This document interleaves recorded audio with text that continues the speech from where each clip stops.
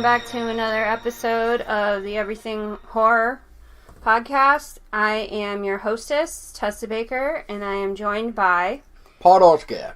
And we are here tonight to talk to you about The Elf. It's a 2017 horror, and the synopsis for this film is... Nick is haunted by night terrors stemming from a tragic murder he saw when he was young. After inheriting an old toy shop, he discovers a cursed elf doll sealed inside an ancient chest with a naughty list of his family's names written on it. He soon discovers the elf was an evil conduit meant to unleash supernatural killing spree during Christmas holidays by whomever it set free. Well... Some of the director is Justin Price. It's also written by Justin Price. Some of the stars are Natasha Halaby, Gabriel Miller, and Lansiter Holmes. Those are mouthfuls. Anyways, we did watch this before once. I sadly fell asleep. I was also carrying our daughter at the time of it. Last year, yeah. Yeah, last year I was carrying Amara, so I actually watched the full movie this time. Sorry. But I will say that the whole concept and idea for this film is quite interesting. Not to mention the fact that we have also... While looking up some stuff for this movie, for the podcast episode tonight, in turn, we found out that there are more elf movies out there. There's even an Elf on the Shelf horror film, which, oh boy, we're going to have to check that out just for the hell of it. So, I thought some of the killings in the film were interesting. I think I've seen them before. But I will say the concept for the elf doll itself was pretty demented yet creepy. And honestly, if I saw that thing just randomly sitting in my house somewhere when I came home, I think I'd be a little creeped out by it. So, babe, what did you think? So, since this is my second time viewing this thing, since we never got around to it last year, I remember a little bit of the whole, oh my goodness, this is ridiculous, to, once again, there was some weird acting going on, to, what the hell is going on? Yeah, I will agree that there was some weird acting going on, and then there was, like, certain, like, angles and, like... I guess you shaky camera angles and stuff where you're like, okay, what the hell's going on here? Yeah. It's, I don't know. It's just some of it was just all over the place and everything else. It's just a weird film. It's definitely worth checking out at least once. Paul sat through it twice because I, unfortunately, like I said, I fell asleep during the first viewing. So, poor Paul had to sit through it twice. Not poor me. I mean, if I didn't mind it to the point where I actually bought a physical copy of it to have, and then that said something. This is true.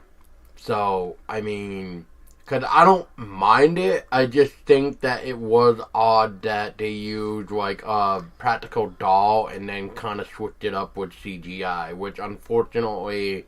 They didn't do it very well.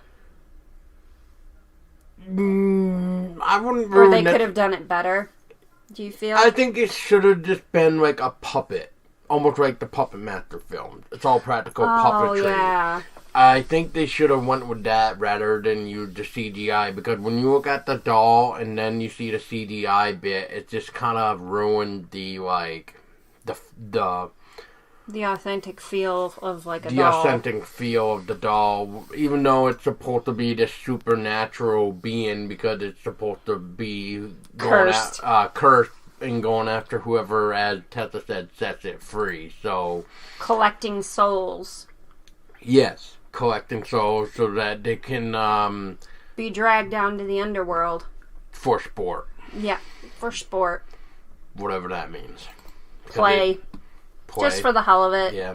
You know, just because they're like, oh, whatever. We'll just collect some souls, whatever. Bring them down to the underworld, play with them, you know, torture them, whatever. I will eat your heart. Legitly. Yeah. Something like that. Yeah. Well, and then we get this, like, weird protagonist lady, which I'm not trying to say, like, you know, she's a bad actor, but, like, even her seeing some of it was just kind of like... Not the greatest. Well, like... Seems it was almost rehearsed. Like it was more of a dead air. Like, look at with the guy. He kind of stood around just staring, and you're literally just kind of watching him stand there for like what, a minute and a half, 2 minutes before girlfriend comes back in and says something else to him to kind of like get him out of the trance. But I know he's like supposed to be traumatized or whatever, but psychological issues, whatever. But I just think it's a little bit too much when you start having the film have dead air and spots where they could have filled in with better acting. Well, at least something more. Cut the scene short just so that, like, it doesn't seem like it's being dragged out. Yeah. I mean, we understand he's traumatized. We already get that. But just, we don't have to completely see him just standing there motionless until... however long. Whatever has to be said to get him out of the trance, basically. Other than that, the movie is not bad. I mean, there's some interesting stuff. And it's actually quite interesting to see an elf movie. Because I don't really know, since it was a 2017 film, how many elf movies were really there. I know as 2018 into this year, 2020, there seems to be more elf movies than what I remember hearing about in 2017. I don't know about you. No, I've been noticing that there's been a lot more elf movies popping up. A lot more, like, Xmas horror in general I've seen start sprouting up. What we damn well need is more Thanksgiving stuff. I mean, yes, we got Thanksgiving, but we need more. We need more type of Thanksgiving horror. There's really not enough of it. Yeah, Thanksgiving's definitely getting the short end of the stick when it comes to horror movies. Yes. I will say that. And Xmas is getting a lot. And, a lot. Valentine's Day has some here and there, you know. Well, we got My Bloody Valentine, so yeah, I mean, My Bloody Valentine, which is like the main one. And Valentine and a couple others. Yeah. But yeah, overall it wasn't a bad film. It was interesting. Definitely worth checking out at least once, just for the hell of it. Other than that, I don't really have any more to add. It's got some interesting bits, I guess, like for what we're trying to learn between the guy's past and how the elf connects to it. Like, besides that, but like how he really reacts to attacking, because like it's almost like they have to leave the house at first in order for him to really start the whole killing spree.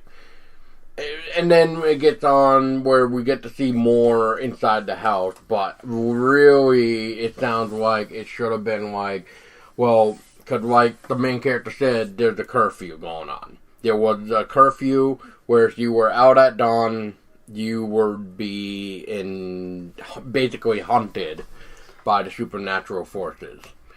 And basically with the cursed doll, is all I'll say is he becomes attached to you if you like accept the gift. Like if you read the piece of paper that basically says, I accept this gift, etc., etc. And if you make eye contact with the cursed object, you become a target. Yeah. Yes. Yeah, if you see them, you become... if you see them, yeah. Or you become cursed. Or something like that, yeah. Yeah. Yeah, there's a lot, but it's still enough information to kind of be like, oh, okay. So they're trying to make a backstory of it, but I think they're trying a little bit too hard. So, yeah. Because we also have a toy maker that sort of was part of the curse thing, because if you are cursed, you actually have a way to not become cursed anymore by helping the supernatural forces. Yeah, and having your name removed off of the list. But only one name can be removed off of the list. That's right. Alright, well, that's it for me. So, I guess if Tessa is finally done, we will, I guess, wrap this up of the ELF 2017. So with that being said, we hope you enjoyed the episode. I was Tessa Baker. And I was Paul Dolsky. And we want you to stay scary.